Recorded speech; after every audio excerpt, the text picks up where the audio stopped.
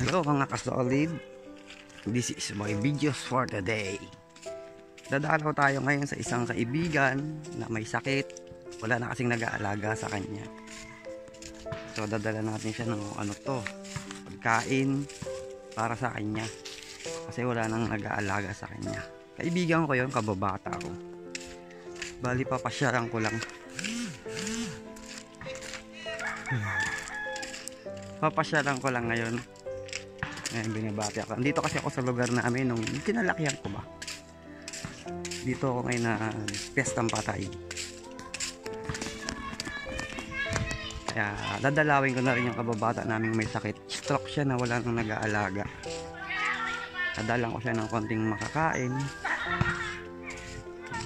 Wala siyang pamilya rito. Yung parents niya nasa probinsya, umuwi ng Mindanao. Tapos hiwalay siya sa asawa. So nag-iisa lang siya sa buhay. Bali mga kaibigan niya lang yung nag-aalaga sa kanya. Isang kapo sa pera, financial. Kaya maasa na lang siya sa mga bigay ng mga kaibigan.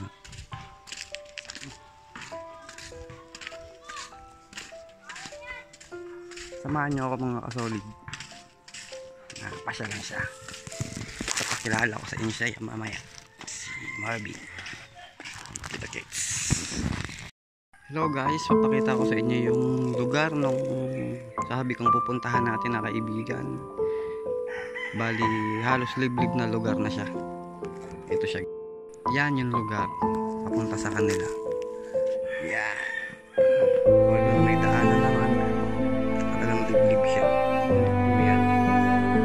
Ito mga kapitbahay niya, iwa-iwa niya. Yan.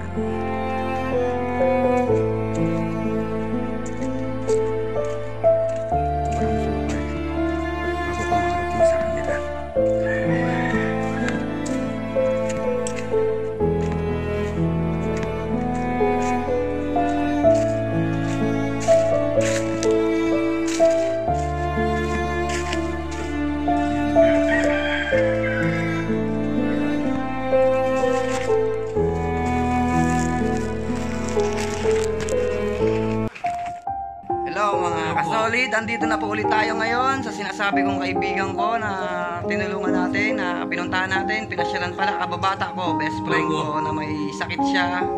Wala pong nag-aasikaso sa kanya. Wala ring tumutulong sa kanya kundi umaasa sa mga bigay ng mga kapitbahay, mga kaibigan. Siya po si Marvin Lamoste. Marbs. Hello. Ano bang sakit mo, Marbs? Pasma. Anong kinalabasan ng pasma? Parang stroke. Hindi po siya nakakalakad mga kasolid. Hindi ko magalaw yung kaliwang pa ako. Patay yung kalahati ng kaliwang katawan kamay niya. Ayan.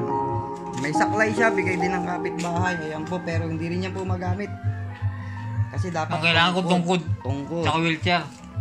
So baka naman may Wheelchair gustong tumulong sino? sa atin para sa kanya. Si Mrs. nung walang wheelchair. Wala, hindi nag-wheelchair yun. Baka may gusto pong tumulong sa kanya.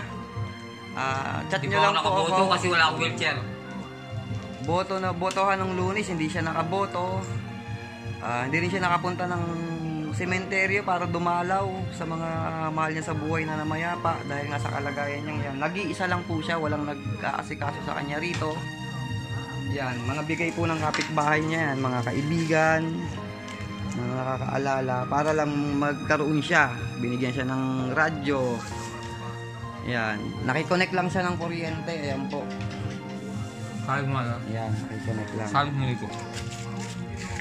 Ito ang hapunan niya. Ito yung dala po natin.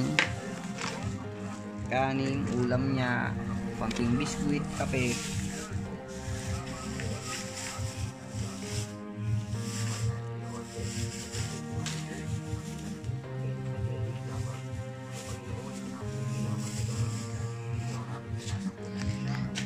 Okay po, bali iwan ko na po siya ngayon. Baka po meron kayong wheelchair niya. Sige Paps, singikan tulong, malay mo may tumulong sa atin.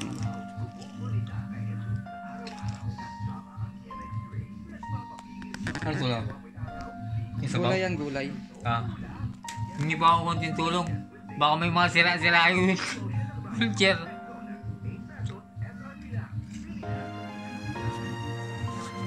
Iiwan ko na po siya. Kanina pa kami dito nagkikwentuhan. Thank you Kailangan guys. ko ng wheelchair eh. Hindi ako makagalaw. Cut. Sa mga kasolid, iniwan ko na po siya. Medyo di ko rin po kasi kaya yung pakiramdam na nakikita ko siyang gano'n.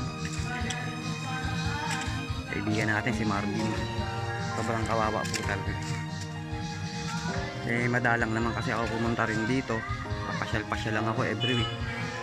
Kaya every week din ako nakakapagdala ng kung anong pwede kong maitulong sa akin. Yan ang lugar niya oh. Mga kapitbahay niya lang yung tumutulong sa kanya. Hanggang dito na lang yung vlog ko ngayon. Medyo masakit sa pakiramdam. Nakikita ko sa kanya. Sige guys, hanggang dito na lang. Thank you po sa inyo at sana po makatulong tayo kay Marvin. Salamat po ng maraming sa inyo.